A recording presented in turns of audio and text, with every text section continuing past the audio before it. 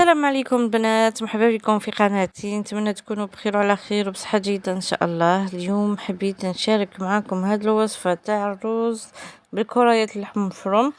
وصفة تجيب بنينة بنينة واحد البنة تهبل، يعني حاجة سهلة تقدروا تديروها لكل يوم، ولا إذا عندكم ضياف. سورتو تبعوا حتى الأخير باش تشوفوا المقادير وكيفية التحضير، وسورتو ما تبخلونيش بجام وسيوها واعطولي رايكم في التعليقات.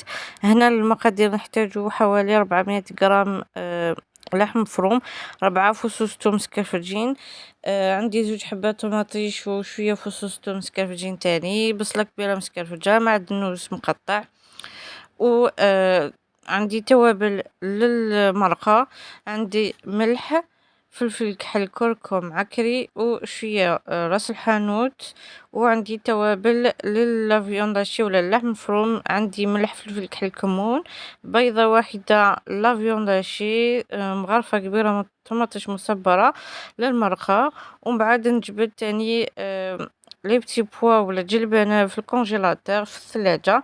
هنا في القدرة درت شوية زيت وزبدة، مغرفة كبيرة طماطيش مصبرة، أه نديرو البصل تاني، نخليوهم مع بعض باش نحي الحموضيات تاع الطماطيش هذيك، وندير كمية لاباس بها من المعدنوس المقطع. بيان سور خليت اللحم مفروم شوية من المعدنوس، درت توابل والطماطيش مع الثوم، توابل ملح، فلفل كحل، كركم، عكري، وشوية راس الحانوت. بيان سور لازم النار تكون متوسطة، وتخلطوا في بعض الأحيان هكا باش ما يلصقلكمش فوق القدرة.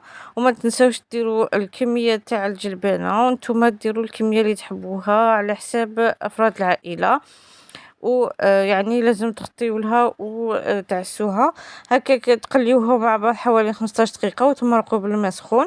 وفي نفس الوقت نديرو مع لافيونداشي الثوم، نديرو بيضة واحدة، المعدنوس، توابل، 2 مغارف كبار شابلور، وكبير مغرفة كبيرة الزيت.